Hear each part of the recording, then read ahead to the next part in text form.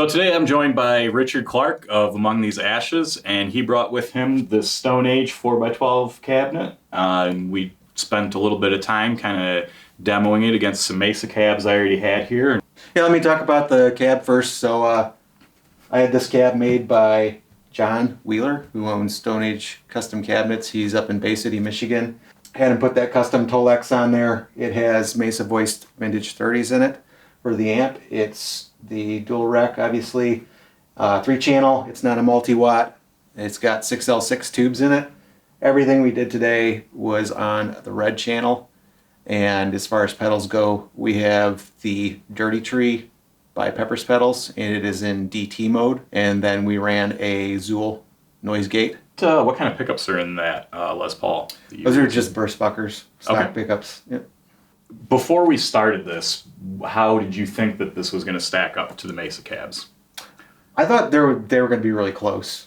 I didn't really think there was going to, and I still don't know necessarily if like one's better than another or they're just different. And that's kind of like what I thought I was going to conclude for the most part. You know, I was pretty surprised at how good the Mesa sounded, and so personal error. Before we started tracking on the Mesa cabs, we turned the amp off, and when you turn it off and you turn it back on, you have to re-engage the effects, and you also have to select the channel again.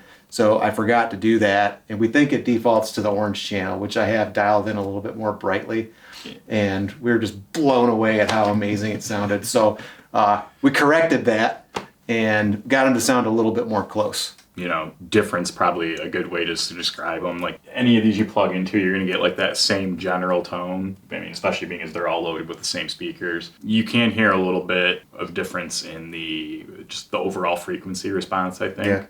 Yeah. Probably down to the dimensions of the cabinets and stuff, but I mean, I don't think you could go wrong with either one of them. I feel like minor mic placement changes or EQ changes, and you know, you could get one to sound like the other, pretty similar. I'd never played on a Mesa cab before, so for me, I felt like the 412 you have over here, definitely more presence. It sounded a lot bigger, and we were talking about, you know, difference between the tracked and then the in-the-room sound. It just sounded massive in the room.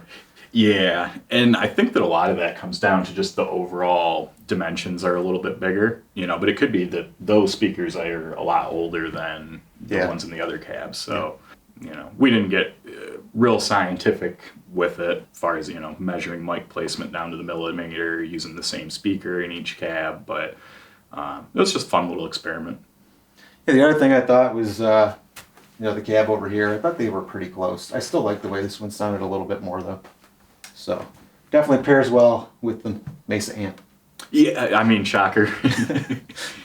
Yeah, I did want to comment though that like the Tolex job on this cab and just the overall build quality of it and everything is amazing.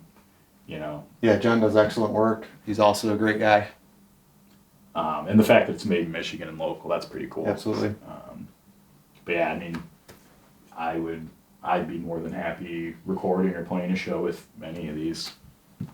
So for a microphone, we used a Shure SM57.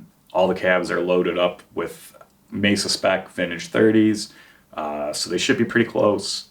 And any of the tracks you're hearing on this are going to be with no post-production or EQ or anything, unless noted. That's pretty good.